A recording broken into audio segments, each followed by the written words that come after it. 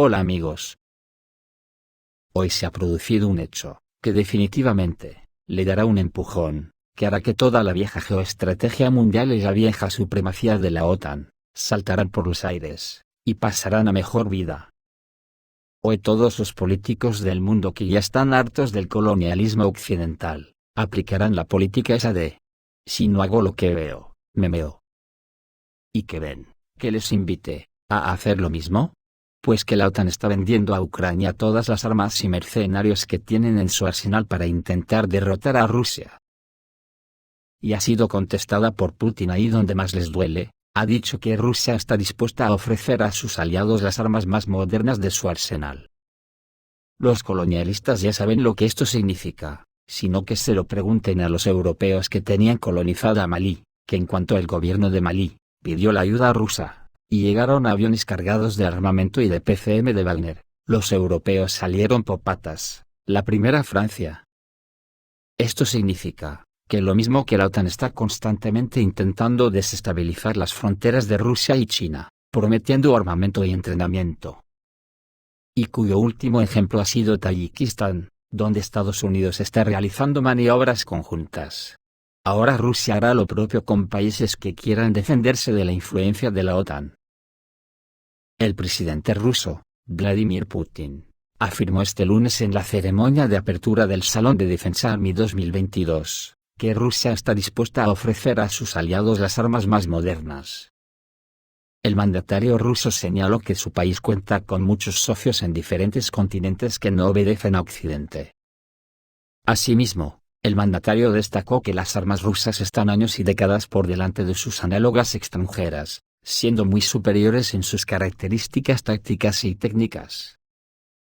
Son de especial interés los diseños y sistemas prometedores que están orientados al futuro y que darán forma a las Fuerzas Armadas del mañana, aseveró Putin, quien detalló que se trata de armas de alta precisión y robótica, sistemas de combate basados en los nuevos principios físicos. Muchos de ellos están años, si no décadas, por delante de sus análogos extranjeros, y en términos de características tácticas y técnicas son significativamente superiores a ellos, agregó. Paralelamente, el mandatario ruso señaló que su país cuenta con muchos socios que no obedecen a Occidente. Apreciamos que nuestro país tiene muchos aliados, socios, personas afines en diferentes continentes. Son estados que no se pliegan al llamado hegemónico, destacó. Putin subrayó que Moscú aboga por un desarrollo lo más amplio posible de la cooperación técnico-militar, al tiempo que instó a continuar realizando ejercicios militares conjuntos con los aliados. Tenemos la intención de desarrollar activamente los lazos de cooperación para la creación de nuevas armas y equipos, para trabajar juntos en términos justos y equitativos, expresó. Además, el presidente destacó grandes perspectivas respecto a la formación y el desarrollo profesional del personal militar extranjero en el territorio ruso.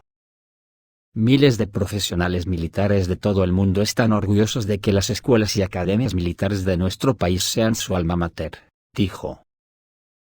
Entre otras cosas, el presidente ruso indicó que los países del mundo deben reaccionar con dureza ante los intentos de falsear la historia y oponerse a todas las formas de neonazismo, rusofobia y racismo.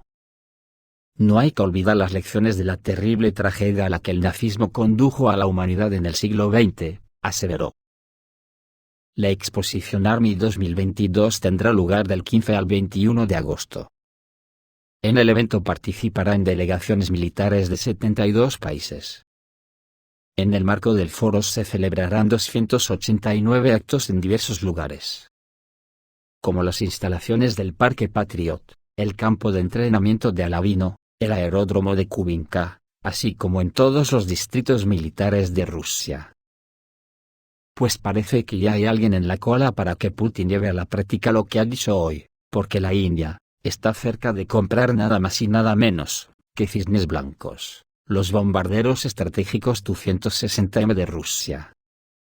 Los medios indios anunciaron acuerdos con Rusia sobre la compra de bombarderos estratégicos Tu-160M.